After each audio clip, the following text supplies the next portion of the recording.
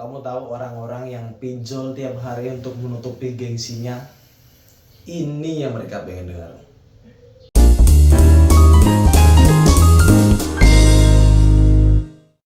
BTW makasih buat abang-abangan podcast Kesel aja yang telah membuat opening yang bagus untuk menunjang video kami. Terima kasih. Kali ini saya akan membahas mengenai fenomena di Indonesia, yaitu pinjaman online atau pinjol. Nah, kalau dulu itu belum ada embel-embel kata online ya, karena memang transformasi dari tahun ke ini ke tahun ke itu memang ada digitalisasi. Karena memang sebelumnya fenomena ini sebenarnya sudah ada, akan tetapi belum terdigitalisasi secara baik.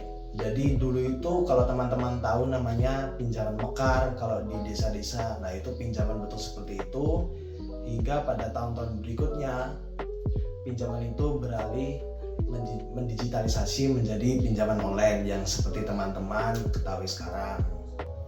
Jadi teman-teman, di sini saya akan membahas hanya beberapa poin daripada pinjaman online itu sendiri. Yang pertama ada penyebab daripada pinjaman online. Kenapa sih orang-orang itu suka banget pinjam online? Yang kedua, akibat orang-orang itu ketika menggunakan pinjaman online.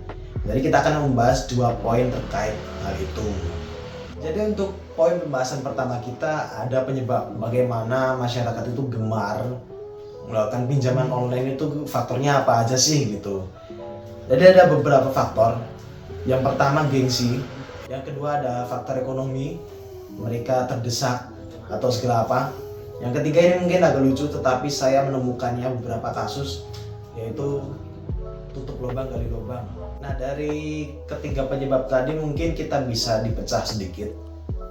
Yang pertama ada gengsi. Ketika masyarakat kelas menengah ke bawah itu ingin bergaya atau fashion, mungkin mengikuti zaman sekarang atau FOMO lah atau apa segala macam, ya risikonya seperti itu. Padahal kapabilitas mereka sebagai masyarakat kelas menengah ke bawah itu kan tidak mencukupi bahwa mereka itu tidak bergaya seperti itu atau segala macamnya, ya terpaksa pinjaman online dong. Nah, terkait poin 2 dan poin tidak tadi, yaitu berupa keterbatasan ekonomi dan gali lubang tutup lubang tadi, ada sangkut pautnya, yaitu ketika masyarakat kelas menengah ke bawah itu sudah kepepet atau memang tidak ada pilihan lain lagi, pinjaman online itu ternyata merupakan pilihan tergampang karena syarat prasyaratnya itu sangat mudah dan cara mendapatkannya pun sangat mudah.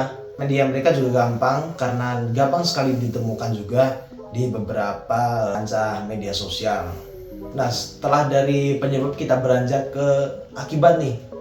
Akibat apa yang ditimbulkan ketika masyarakat itu menggunakan pinjol?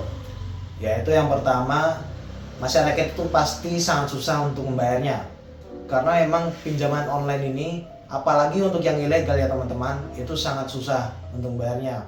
Karena sebanyak-banyaknya perjanjian di awal, itu cuma manis di awal, tapi pahit di akhir. Seperti itu gambarannya. Jadi misalkan nih teman-teman, ketika pinjaman itu menawarkan bunga sekian-sekian kecilnya, nah biasanya tuh pinjaman online bahkan yang ilegal itu pun akan menaikkan bunganya sedemikian rupa. Nah itu yang bikin kapok tuh ya begitu tuh. Nah selain dari segi ekonomi, dari segi sosial pun banyak salahnya teman-teman. Mungkin teman-teman bisa menjumpai beberapa keluarga di sana yang anggota keluarganya terjerat pinjaman online. Akhirnya apa? Ya betul, keluarga mereka ya nggak sejahtera, keluarga mereka nggak harmonis, komunikasi dalam keluarga mereka tidak tercapai gitu. Jadi memang hal ini bukan cuma dari segi ekonomi, tapi bahkan dari segi etika, moral, dan sosial dalam kehidupan berkeluarga, dalam kehidupan berkeluarga negara itu memang salah teman-teman. Nah itu tadi terkait bagaimana fenomena pinjaman online itu bergenerasi ya, generasi menuju generasi berbeda, bahkan sampai pada tahap digitalisasi itu fenomena pinjaman menjadi pinjaman online.